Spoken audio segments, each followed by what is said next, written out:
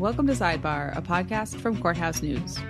You know, we say that to kick off almost every episode, and we're all very happy to be part of both Courthouse News and Sidebar, the smaller part and the greater whole. But this is not always true when it comes to residents in states who don't feel like the overall statehood is something that represents them. Between political divides, cultural differences, and even the climate, the way that state lines are drawn just doesn't cut it for some. Kirk McDaniel is going to take us on a road trip through the various movements by folks who feel like they've come up with a solution to secede from the state altogether. First up, Greater Idaho. It's not Oregon, it's not Idaho, but a more complex and not so secret third thing. Here's Kirk.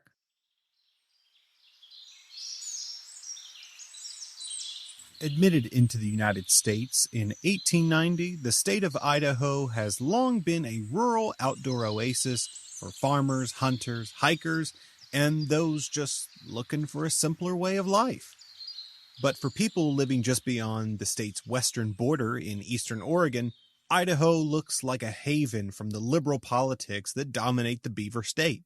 In Oregon, because the numbers are so vastly weighted to the west side of the state because of the Portland metro area, whatever the west side of the state wants politically is what happens for the whole state.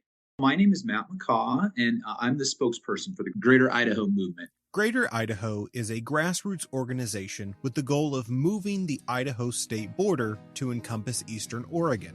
Most people agree we have a partisanship problem in our country. We have these two different cultures that really want to live life differently than each other. But what do we do about that? The answer? Instead of continuing to play a losing game, why not just leave the table?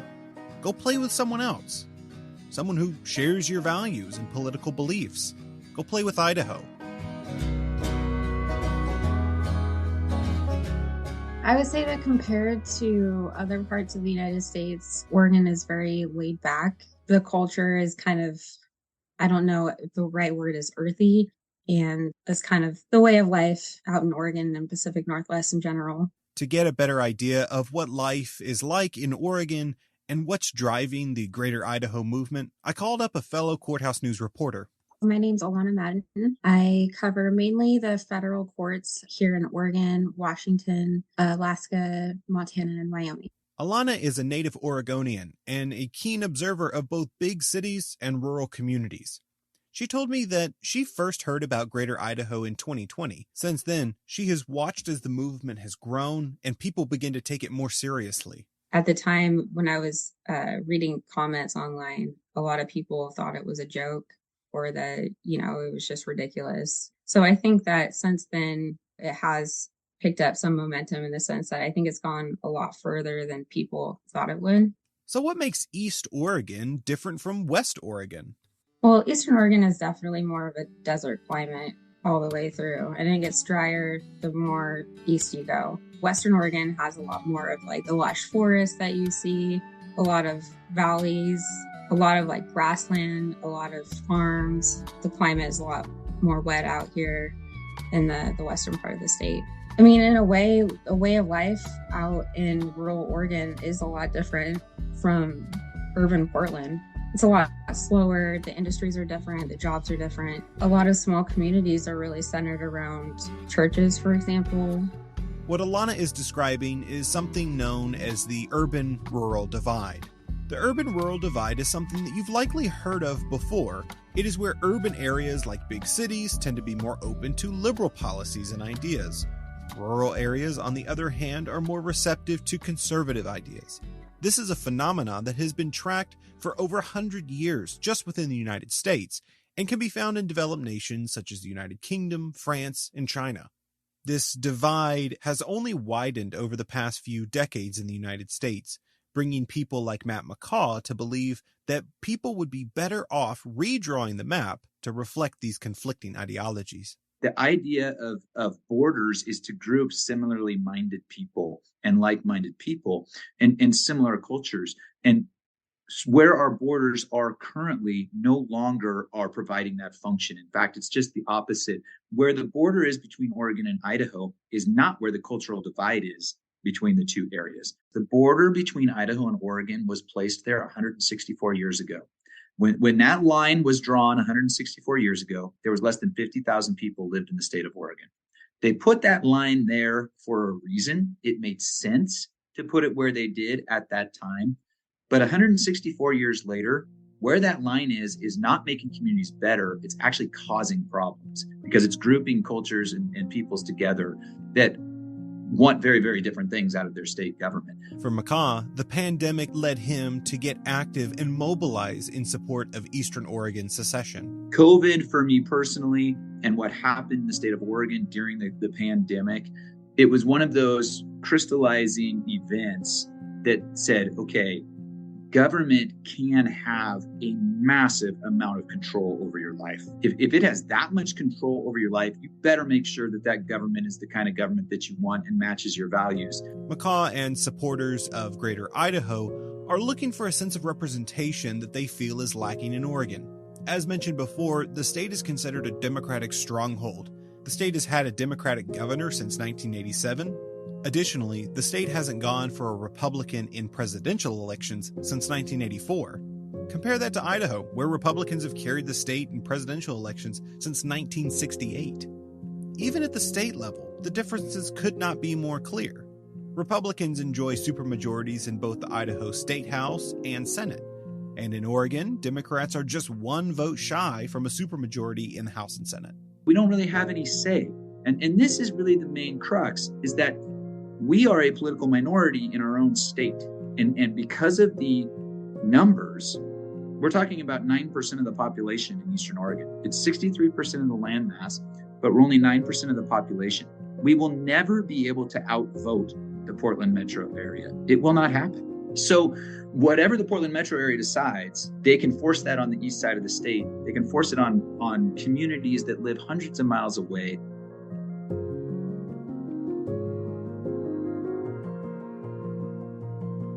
I have to say, this is all making me think of my own experiences as a lifelong New Yorker. And by that I mean the state of New York.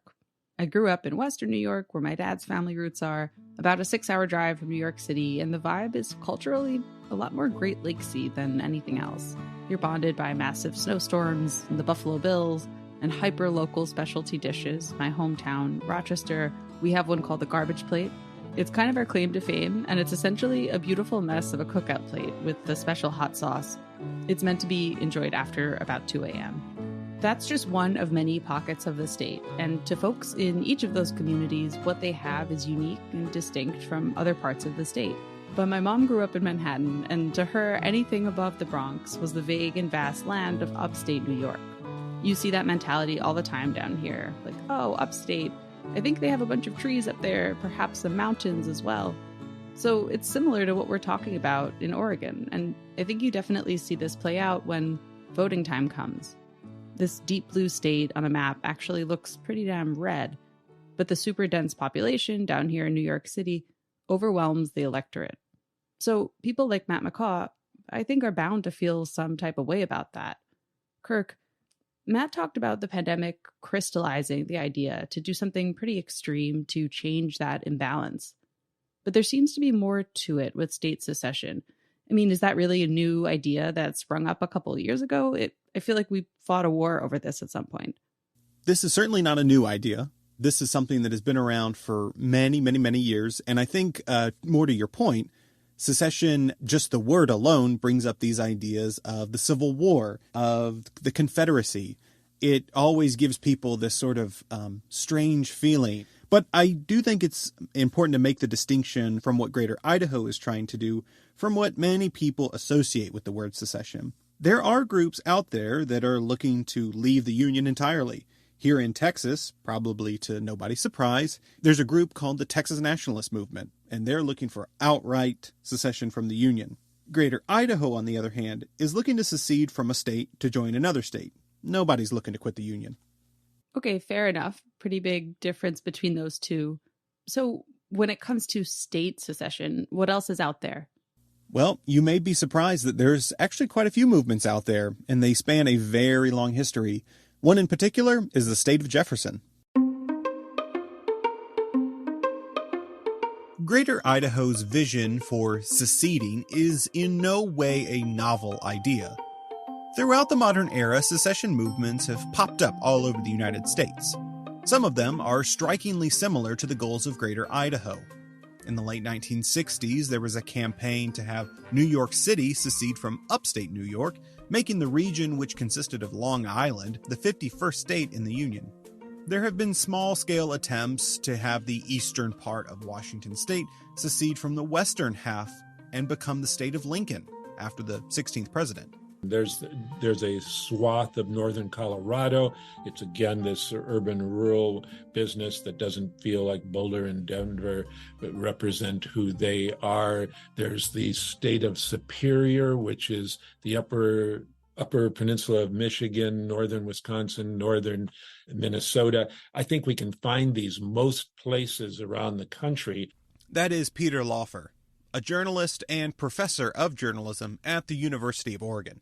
In 2013, Laufer published a book about one of the longest enduring secession movements in the country, the State of Jefferson. Ever heard of it?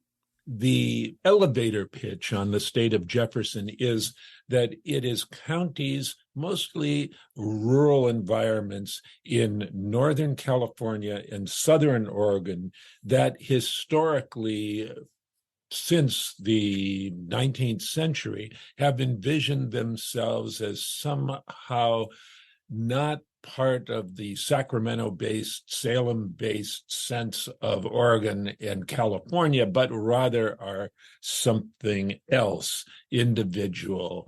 And that has resulted in an embracement of the State of Jefferson conceptually, and then a movement that believes, and they are completely wrong, that there actually could be a 51st state that would be the State of Jefferson. Now, the name of the state, Jefferson, comes from the founding father, Thomas Jefferson.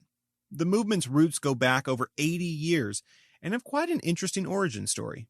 To set the stage, people living in rural Northern California and Southern Oregon began talking about seceding from their respective states and forming their own state. A chief grievance many of them voiced was that they felt forgotten by politicians who failed to advocate for their basic needs, including at the time having properly maintained roadways. Then, just before the U.S.'s entrance into World War II, the movement got a huge boost in publicity. A reporter, Stanton Delaplane, came up from the San Francisco Chronicle, and he wrote a series of articles that so added to the mythology. And the locals played to, he was essentially the director, and they played to his suggestions of what to do for photography for their statements, which he helped draft to the public and to the citizenry.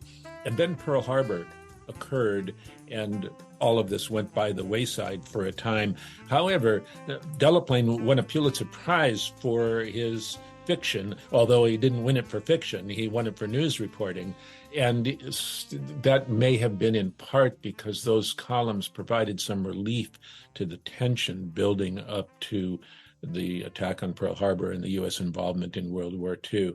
And then it has resurfaced in recent times around the period when I wrote the book, The Elusive State of Jefferson, which was about a dozen years ago when I started researching it. The State of Jefferson lives on in the modern era. If you find yourself traveling through Northern California, you may pass through the town of Wairika, the proposed capital city for the State of Jefferson. Driving along Interstate 5, you'll see bicycle shops, gun stores, restaurants, and motels, all carrying the Jefferson moniker. The public radio station in the southern part of Oregon and the northern part of California brands itself as Jefferson Public Radio. It's an embracement of a positive sense of regionalism.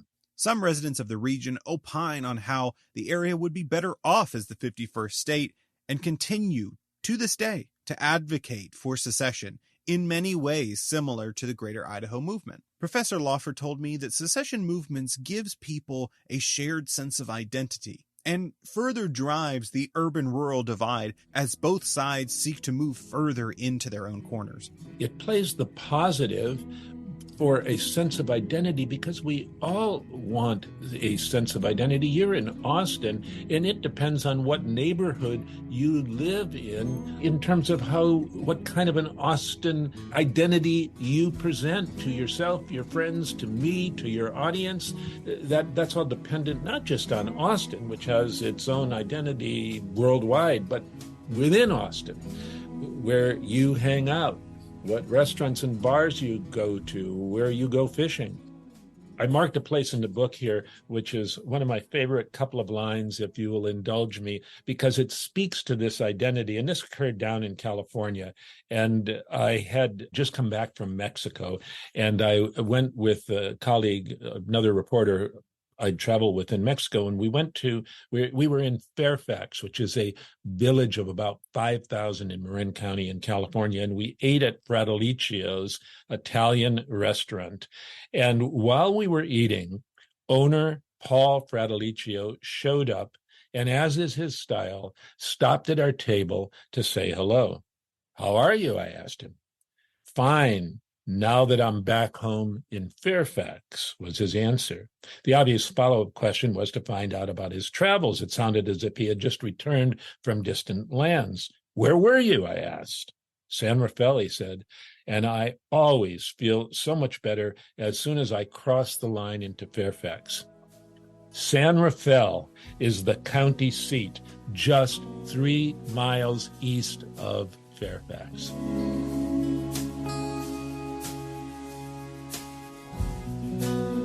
So these kinds of micro-identities, one might call them, are always at play as we try to figure out who we are. Where it becomes problematic is when you then get the extreme red-blue divides and something like the Greater Idaho movement, where that which is, in my mind, counterproductive to us as a society starts to be in play, and people talk about why they do not want to interact with fellow citizens.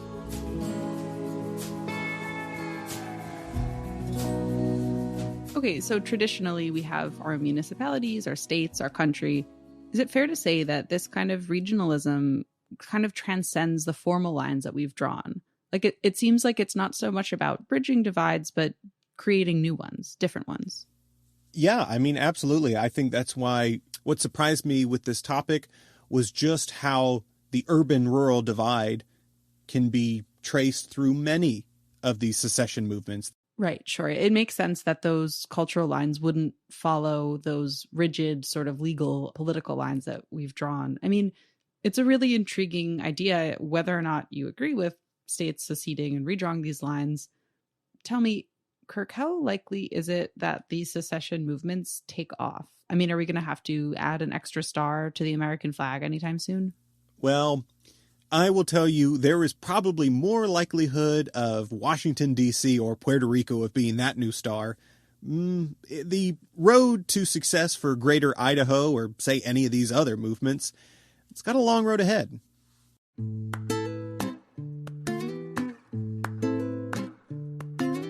The writing on the wall for Greater Idaho spokesman Matt McCaw is that there is no possible way for Eastern Oregonians to get the representation they want. So instead of trying to fight a seemingly unwinnable political battle, why not just move the border? But how would you do that? How does it work? The first step for us was to prove that there was popular support. Starting in 2020, Eastern Oregon counties have voted on whether secession is something they would like to pursue. In the most recent election this past May, voters in Wallowa County, right on the Oregon-Idaho border, voted in favor of Measure 23-007.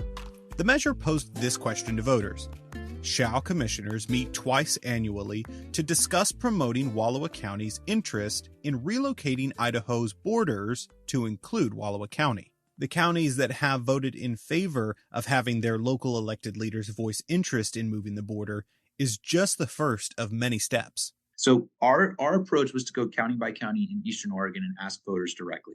We've been doing that for the last 2.5 years. There's 15 full counties we're trying to move into the governance of Idaho. 11 of those counties, voters have said, yes, we want to pursue this. We want our elected leaders to pursue it. The process, again, and I don't want to get bogged down on process, but the process is actually not that complicated. The process is 2 state legislatures come together. They decide where it would make sense to move a border to or put a state line. And then they write up the contract language that talks about how that would go. It's like a divorce.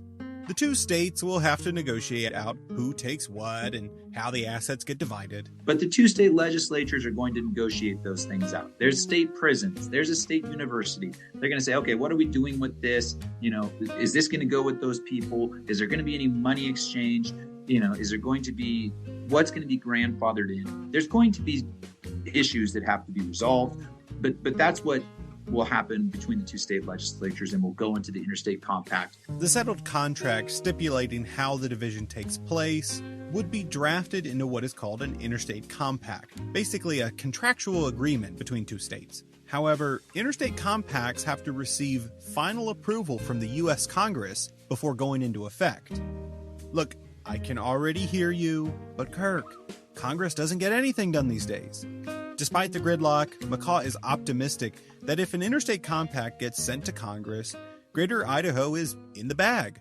Historically, Congress has tended to approve these. If a blue state and a red state come together and they say, we want to move our line because where it is isn't working and we think it'd work better for both states if it was here, there's really be no reason for Congress to say no. And especially, again, one of the reasons why this makes so much sense for the state of Oregon is that we're not talking about a lot of people. There's nothing sacred about these lines. These lines should be updated. We don't have to update them every 2 or 3 years, but 164 years later, it's time to retake a look at this. Observers of the Greater Idaho secession movement believe that, just like the State of Jefferson, it's destined not to reach its goal. Take this opinion article headline from the Idaho Statesman, for example.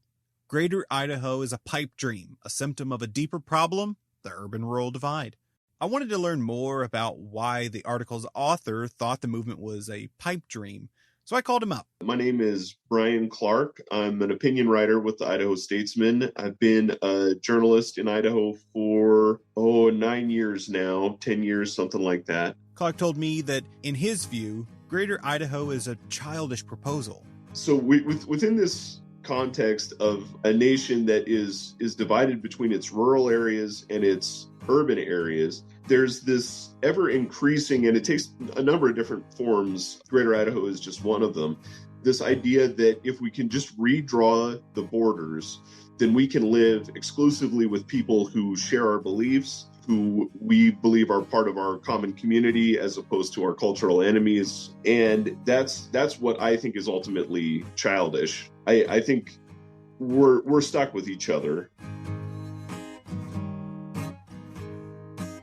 Now, it's one thing to disagree with a proposal like Greater Idaho, or even the idea of secession, but it's another to call it outright impossible. When discussing the Greater Idaho phenomenon, I think one trap that it's important not to fall into is to think that this is something that's likely to happen, because it's not. I think it's fair to use the term impossible. This is not going to happen. I'm Norman Williams. I'm the Ken and Claudia Peterson Professor of Constitutional Law at Willamette University, where I teach constitutional law and election law. For it to happen, there would need to be 3 different things to take place. First of all, the Oregon legislature would have to approve it. The Idaho legislature, and equally importantly, the people of Idaho would have to approve it because it would require a constitutional amendment in Idaho. And then third and finally, Congress and the president would have to approve it. And that's not going to happen either.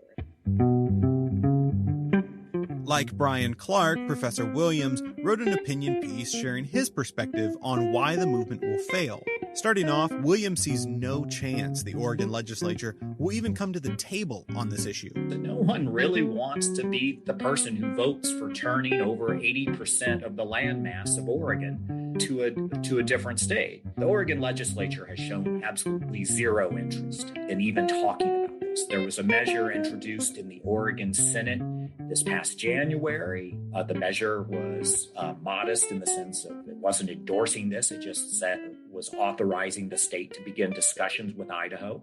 And that measure went nowhere. Okay, then. But what about the Idaho legislature? As for Idaho, the Idaho legislature just this past year took up the same question, should they begin discussions? In fairness, the Idaho House of Representatives approved the measure. But what was striking to me was not that the House approved it, it's that the Idaho Senate entirely ignored the measure after the Idaho House approved it. And even the representatives who voted in favor of it expressly said in the floor debate of, hey, this is great, it wouldn't cost us anything. Well, that's just not true. I have, in previous kind of back of the envelope calculations, said that Oregon would expect to be paid somewhere between $12 and $20 billion for transferring all of the state assets and shares of kind of pension assets and its share of the debt, that the state debt and pension debts that Idaho would be expected to either assume or pay. Well, I guess that only leaves Congress. Finally, Congress. Why would Congress oppose this? Well, the impact is really the presidential election. So in shifting Eastern Oregon to Idaho, you switch one presidential elector from reliably Democratic Oregon to reliably Republican Idaho. Now, you may say one presidential elector in the Electoral College is not that big a deal. But again, today, given how partisan our politics are, I don't see why Democrats in either the House, in the Senate, or the Democrat in the White House that we have currently will be willing to cede even one Electoral College vote from the Democratic column to the Republican column.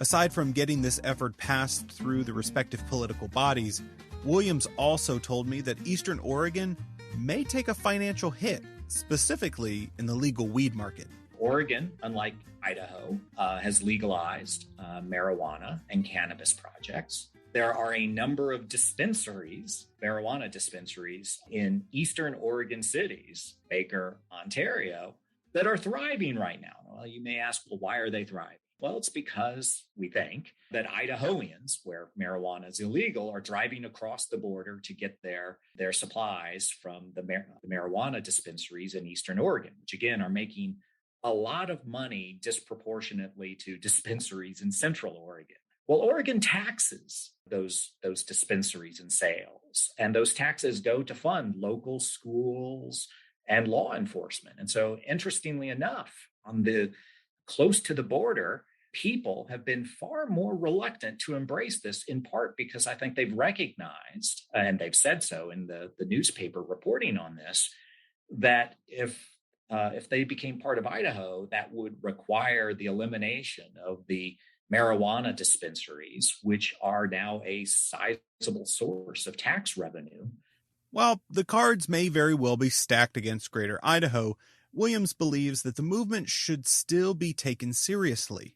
It is worth mentioning that while today's conversation is about Greater Idaho, a similar movement could pop up elsewhere in the country. This is not unique to Oregon. As you just noted, this is a phenomenon that's taking place in every state in the nation, which is an increasing partisan divide in which many individuals of one party don't feel a connection with, don't feel much sympathy for individuals in the other party. It would be foolhardy to say that there's a solution to our current urban-rural divide that plagues the nation. In exploring movements such as Greater Idaho and the State of Jefferson, I can understand why one might find the chance to rewrite the map attractive. No one likes feeling like their vote, their voice, or their experience is not being heard. And again, it's going to sound somewhat Pollyannish, but I think that the takeaway here is not to dismiss the Greater Idaho movement or similar movements in other states as just a bunch of crazies who are pursuing something that will never happen. The latter is certainly true. It's not going to happen, but they're not crazy. They have legitimate grievances and they're right to feel marginalized. But the solution that they've identified is not the real solution to that problem, any more than it's a solution to tell them, well, if you want to be in Idaho, move to Idaho.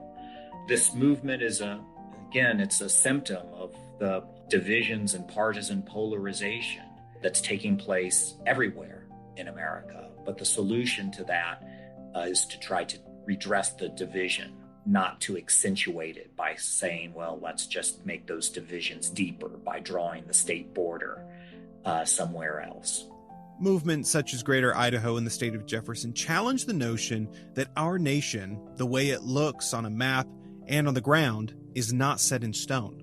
At the same time, they highlight something that seemingly is, and that as long as there is cities and farmland, there will be an urban-rural divide. Let's just hope they learn to communicate better before the divorce papers get pulled out.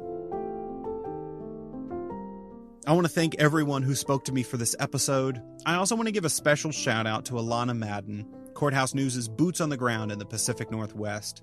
Make sure to follow her on Twitter at Alana Madden PDX to stay up to date on these stories and more.